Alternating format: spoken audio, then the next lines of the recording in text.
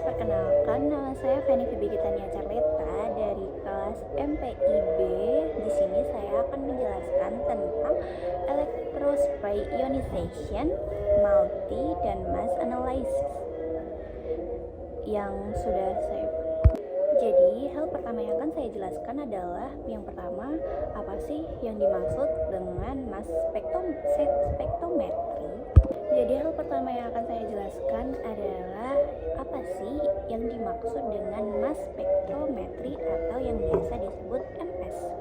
Jadi, MS ini adalah teknik analitik untuk mengidentifikasi dan menganalisis molekul berdasarkan rasio massa muatan atau M atau Z. Lalu, mengapa sih MS penting? MS penting digunakan di berbagai bidang seperti biokimia, farmasi, forensik, proteomik, dan metabolomik. Kemudian, bagaimana MS bekerja? Singkatnya, MS bekerja melalui proses ionisasi, kemudian analisis massa dan deteksi. Hasilnya akan berupa spektrum massa yang memberikan informasi tentang struktur molekul. Kemudian saya akan menjelaskan tentang bagaimana sih sejarah singkat dari mass spektrometri.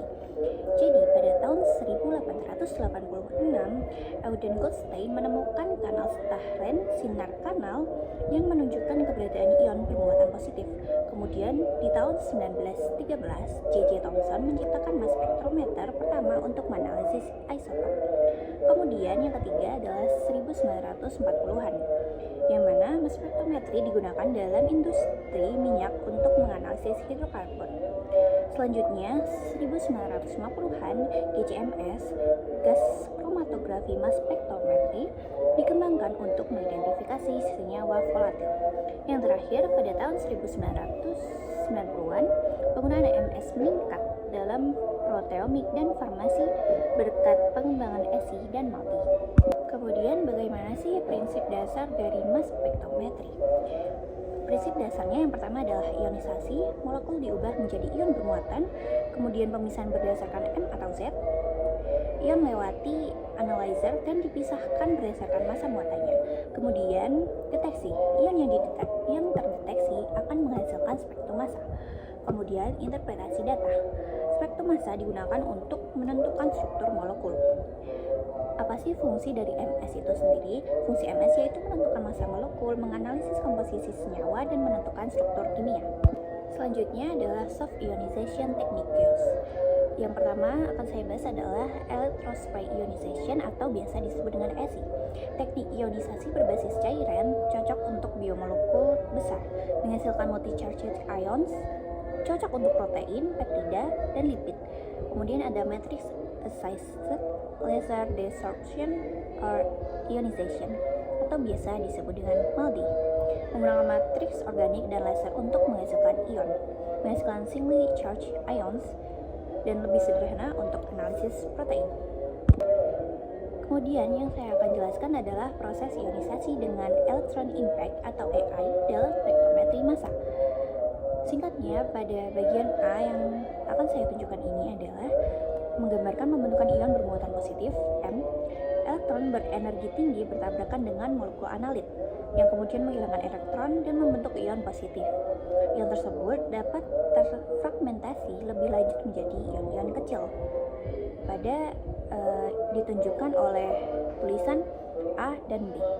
Kemudian pada bagian B ini menggambarkan pembentukan ion bermuatan negatif. Bagaimana prosesnya? Yaitu elektron berenergi tinggi ditangkap oleh molekul analit menghasilkan ion negatif. Kemudian fragmentasi juga dapat terjadi menghasilkan fragmen bermuatan positif yang ditunjukkan oleh A dan B pada gambar. Kemudian mekanisme ionisasi dalam electrospray ionization (ESI) yaitu pada proses awal sampel terlarut solvated sample dikeluarkan melalui kapiler bermuatan charge capillary. Kemudian tetesan kecil bermuatan terbentuk karena adanya tegangan tinggi. Kemudian tetesan ini mengalami penguapan pelarut solvent evaporation yang menyebabkan peningkatan muatan di dalamnya. Kemudian dua mekanisme utama dalam ESI. Yang pertama adalah ion evaporation theory atau biasa disingkat dengan IET, yang mana Ketika tetesan mencapai ukuran kritis, ion bermuatan positif langsung keluar dari permukaan tetesan dan masuk ke fase gas. Kemudian nomor 2, Charge Residue Theory atau biasa disingkat CRT, yang mana adalah tetesan mengalami column explosion, ledakan akibat tolakan muatan yang terlalu besar. Setelah beberapa kali ledakan, tetesan yang tersisa hanya mengandung satu molekul terlarut bermuatan yang akhirnya membentuk ion gas fase. Selanjutnya ada mass analyzer quadruple dengan komponen utama yaitu ion source atau biasa disebut dengan sumber ion. Ion yang terbentuk dari sampel masuk ke dalam quadruple. Kemudian quadruple rods, 4 batang elektroda, 2 batang diberi tegangan positif dan 2 batang lainnya diberi tegangan negatif. Tegangan ini berisolasi AC dan DC, menciptakan medan listrik yang menyaring ion berdasarkan rasio massa muatan. Kemudian ada detektor, ion yang lolos seleksi quadruple akan diteruskan ke detektor untuk dianalisis.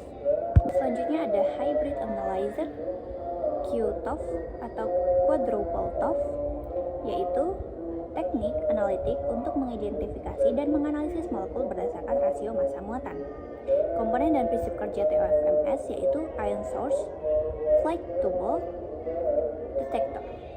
Kemudian prinsip kerjanya yang ditunjukkan oleh gambar A yaitu TOF linear, ion yang dihasilkan di sumber ion bergerak dalam lintasan yang lurus. Kemudian ion dengan massa yang lebih kecil tiba di detektor lebih cepat dibandingkan ion dengan massa yang lebih besar. Kemudian pada gambar B yaitu reflektron TOF, menghasilkan reflektron yang memantulkan ion. Selanjutnya ada hybrid analyzer atau QTOF atau quadruple TOF. Pada gambar A yaitu TOF linear dan B reflektron TOF. Kemudian ada keunggulan dari TOFMS yaitu resolusi yang tinggi terutama dengan reflektron. Kemudian cepat dan sensitif, cocok untuk analisis biomolekul besar seperti protein dan peptida, dan sering digunakan dalam multi TOF untuk analisis sampel biologis. Kemudian ada bagaimana cara kerja dari MS atau MS. Yang pertama adalah pemindahan ion prekursor. Yang kedua ada fragmentasi ion dengan collision induced dissociation atau CID.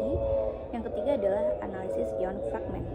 Selanjutnya saya akan menjelaskan tentang tandem MS, cara kerjanya yang digunakan untuk analisis lebih lanjut terhadap ion tertentu yang dipilih dari spektrum MS pertama. Pada MS pertama, memisahkan ion-ion yang dihasilkan dari sumber ion, memilih ion prekursor untuk dianalisis lebih lanjut. Yang kedua, ion dissociation atau fragmentasi ion. Ion prekursor dihancurkan dalam collision cell dengan menggunakan gas inert seperti nitrogen atau argon. Kemudian, ion-ion prekursor pecah menjadi ion fragmen yang lebih kecil memberikan informasi struktural. Kemudian pada MS kedua, menganalisis ion fragmen yang dihasilkan dari proses fragmentasi. Hasilnya digunakan untuk menentukan struktur senyawa dan urutan peptida dalam protein.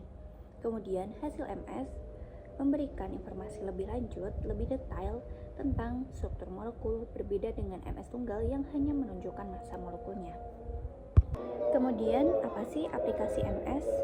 Jadi aplikasi MS yaitu ada proteomik, digunakan dalam penelitian biologi dan diagnosis penyakit, kemudian ada farmasi dan penelitian obat, dan ketiga adalah forensik dan lingkungan.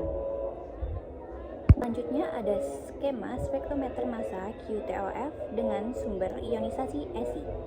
Yang pertama, ESI mengionisasi sampel menjadi fase gas, kemudian Q1 atau quadruple 1 memfilter ion berdasarkan MZ tertentu.